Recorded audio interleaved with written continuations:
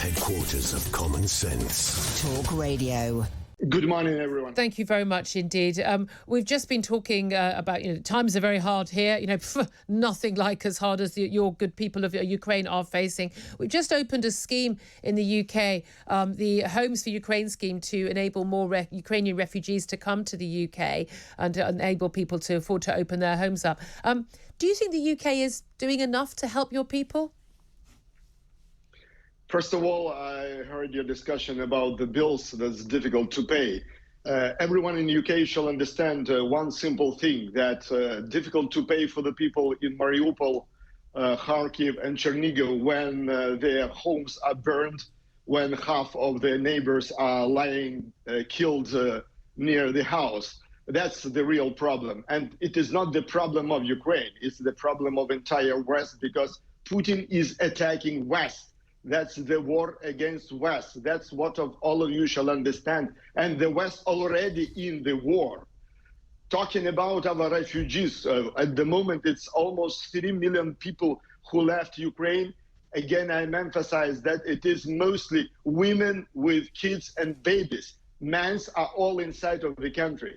For United Kingdom, I'm demanding for the last, I think, 15 days, simplification of entry procedure, because we can freely travel in Europe, but we needed visas for United Kingdom, at least for the ones who has families in the United Kingdom. I think they must be allowed inside of the country, because it is not acceptable that 1 million Ukrainians in Poland and Slovakia only. So we need to host these people all over European Union, because we insist that it is minimum shared responsibility and obligation of the West. Again, we all in war, and sheltering of our refugees, it's your responsibility to keep people out of Ukraine, mostly for security and safety, and then to save our limited resources inside of the country.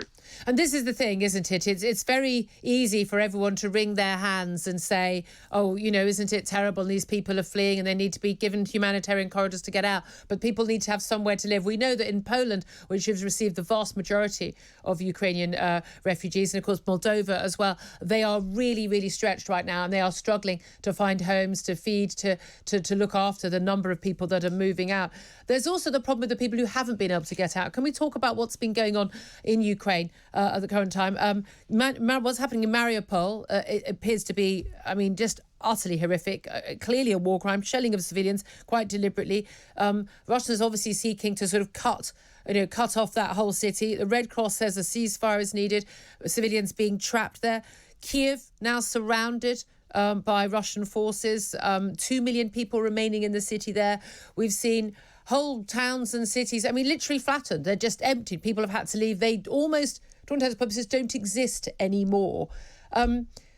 It's almost impossible to comprehend watching it from the outside, even seeing the footage. But how are Ukrainian people coping with this, seeing what's happening to their country and to their fellow men and women? First of all, Kyiv is not surrounded. Kyiv has a lot of roads to contact the western and south Ukraine. Kyiv is a citadel, and technically I think it's impossible for Russians to surround Kyiv, so that's why they're afraid to step into the city, and they continue shelling residential areas. Today morning, another one residential building was hit inside of the Kyiv. And again, it's not the issue of Mariupol, Kyiv. All of you in UK shall understand that we are talking about mass murders of civilians within more than 1,000-kilometer border between Ukraine and Russia and Ukraine and Belarus. By the way, Belarus is the part of aggression. They act together with Russians. Ukrainian civilians, from one side, they're fighting physically. In Kyiv, we have about 40,000 civilians who join Ukrainian army. And that's the answer for Vladimir Putin, who tried to liberalize Ukraine from Ukrainians.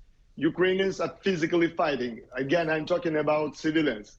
We try to evacuate men and women as much as possible, but again, it is a huge logistical issue and a huge security issue. Again, I demand from the West not to say good words about civilians or readiness to help. You need extended programs of hosting Ukrainians from Poland to Portuguese and to United Kingdom. humanitarian organization, governments shall immediately implement plans because, for example, my family, they're refugees too. And I know dozens, personally, I know dozens of families who run away without any understanding where they're going. And again, we're talking about women with kids. Yeah. So they're crossing the border of Poland and they're standing alone, sometimes without any money, without anything. So that's why, as minimum, what the West can do now, if you're afraid to step into active war with Russia. But I will remind you again that you are in war already. You just don't understand it. Just finally, I want to get you on that because President Zelensky, your Ukrainian president, has warned NATO overnight. It's a matter of time before Russia attacks NATO. This after, of course, that airstrike on the military base just west of Lviv, just 15 miles from the Polish border. That's the closest the bombing has come. Do you believe eventually, whether deliberately or accidentally, there will be an airstrike on Polish territory or other NATO territory, and at that point the West will have to act? Or do you think the West will still keep moving those red lines? You shall stop measuring risk. You shall accept reality that there is no black and white now. Or you with white side, that's why you need to act and do all possible things, or you try to compromise and wait when Putin will attack Lithuania or Poland. It's a matter of time. Again, these guys in Moscow, they're absolutely weird and crazy.